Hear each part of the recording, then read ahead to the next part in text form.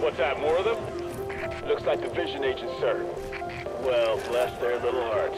I want them in pieces all over this place, you hear me? All units requesting reinforcements. Division agents got a lesson coming that's way overdue. Over.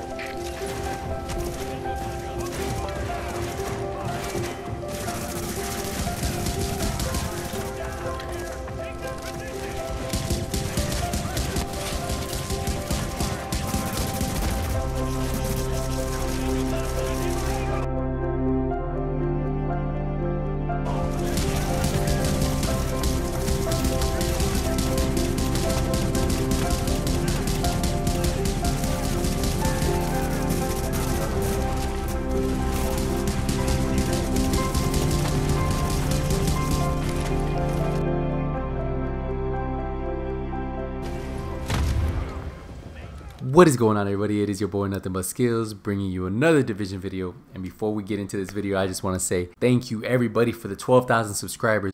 We are blowing up and this channel is blowing up, and everybody who's been supporting this channel, thank you very much. Without you guys supporting this channel, without you guys watching my videos, without you guys liking it, this wouldn't be possible. 12,000 subscribers. A big shout out to all my subscribers. A big shout out to my sponsors on my streams. A big shout out to everybody who's been donating in my streams. You guys are amazing. But let's get into this video. So everybody's been asking me, hey Skills, what build are you going to be running? I know your last video you showed a build that you can run if you don't have classified gear sets, but what build do you plan on running? So my build is almost tailored like the build that I showed you that was good for agents who don't have classified gear sets, and we'll get into why it's so good and why I plan on running it. I think it's one of the best team player builds that you can run, and every team should always try to have one guy that is running this set. And we'll get into the video right now, but before we do, I just want to say, if you're new to my channel and this is the first time you're watching the video, hit that subscribe button. If you guys enjoyed this video, hit the thumbs up, and if you have any questions after watching this build video, use the comment section down below. So the first thing you're going to notice is my primary firepower is 394,000, my firearms is 5,100, my toughness is 445,000, that's stamina 5,200, and my skill power is 193,000, that's electronics of 5,400. So the gear set that I am running is a 6-piece final measure, which I consider one of the best team player builds, and the reason why is because of the special talents you get from running a 6-piece final measure. What does a 6-piece final measure do? Well, 2-piece bonus gives you 25% exotic damage resilience. Set bonus 3 gives you 15% protection from elites. Set bonus 4, when in range of hostile grenades or mortars, it diffuses them and adds the grenades to your inventory. This can only happen every 8 seconds. Set bonus 5 gives you an additional 15% exotic damage resilience and an additional 15% protection from elites. And set bonus 6, which makes this build such a good team player build. Improved final measure. When a grenade is diffused by the player, all group members within 30 meters gain a buff based on that grenade type that was diffused. For EMP and shock, skill power is increased by 40% for 8 seconds. Frag grenades are going to give you weapon damage increased by 40% for 8 seconds. And flashbang and tear gas is going to give you armor increase by 40% for 8 seconds. So depending on the grenade that you catch and you defuse, you're going to get that bonus of 40% for 8 seconds. And remember, you can defuse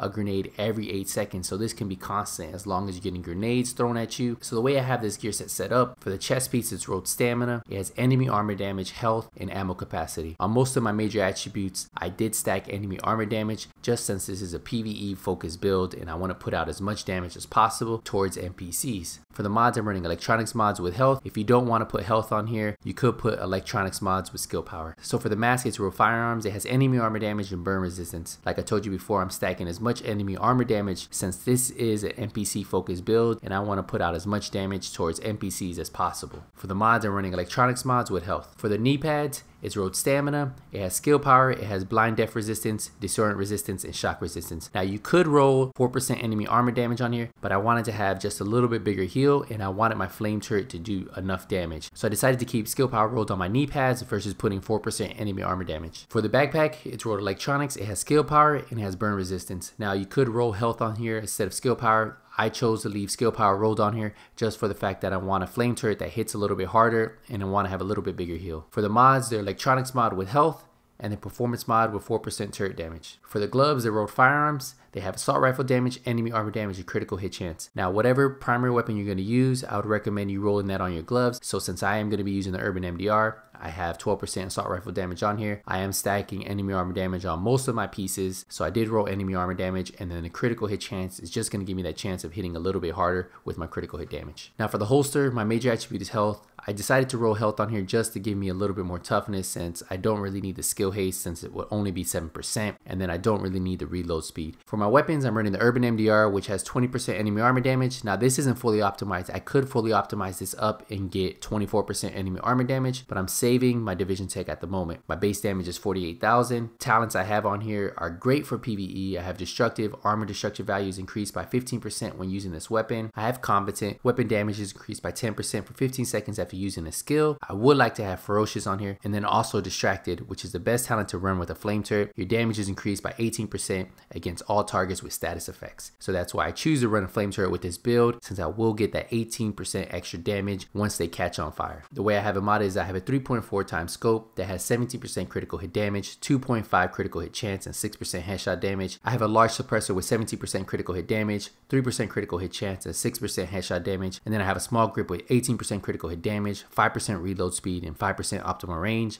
And then an extended magazine with magazine size, critical hit chance, and rate of fire. For my secondary, I'm running the Big Alejandro that has 20% damage to targets out of cover. This Alejandro is not fully optimized, but it still hits pretty decent. The base damage is 11,000. The talents I have on here is ferocious, damage against elite and named enemies is increased by 10%. Destructive, armor destructive values increased by 15% when using this weapon. And then cover shooter, every bullet fired at an enemy from cover increases weapon damage by 0.5% up to 50%. The bonus lasts for 10 seconds. Getting a kill with this weapon while in cover resets the duration. The bonus damage is canceled by reloading, swapping weapons, or exiting combat. The way I have this weapon modded is I have 7% critical hit chance, 4% critical hit damage, and 6% headshot damage. I have a loud vent break with 18% critical hit damage, 6% headshot damage, and 3% critical hit chance. And then I have extended magazine with magazine size, critical hit chance, and critical hit damage. If we get into my skills, I'm running an overdose that's going to heal me for 164,000. It's going to come back every 45 seconds. Now, if you don't want to run an overdose and you want to run something that's going to give you a little bit more damage and a little bit more damage resistance when you pop it, you could put a booster shot on. That's still going to heal me for 98,000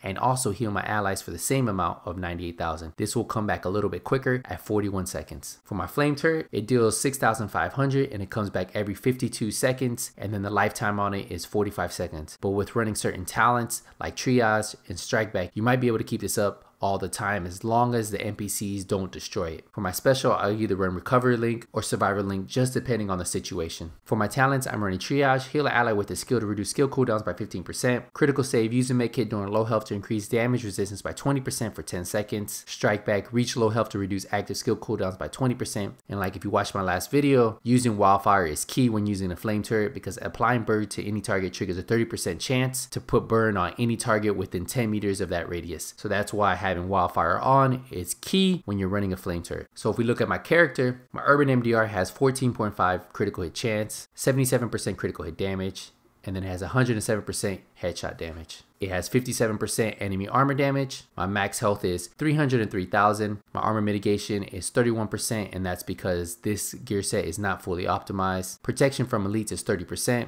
Exotic damage resilience is 40%. Blind death resistance is 29%. Burn resistance 34%. Disorient resistance 29%. Shock resistance 32%. So you can see I have some pretty good survivability with this build. I put out a lot of damage towards enemies since I do have that enemy armor damage stacked up. If you really wanted to, you could take off these electronics mods and put on some electronics mods that have damage to elites. The damage to elites max purple mods you can get are 4%. These are only 3%. That would be an additional 20% damage to elites you can stack on this build. I chose to put some health on here just so I could have a little bit more toughness since I most likely will be running Clear Sky, and having a little bit more toughness on that mission is a good idea. So if you guys have any questions on this build, remember you can use the comment section down below. This will most likely be the build that you see me running a lot of the time. Now I might switch to my 6-piece Lone Star just because I like running the double Alejandro, or I might even hop on my sniper rifle just because I like using the Deadeye. But this will most likely be the build that I run on a team build if I'm running the harder legendary missions or even clear sky. Final Measure has always been one of my favorite team builds to run since it does give that bonus buff to all team players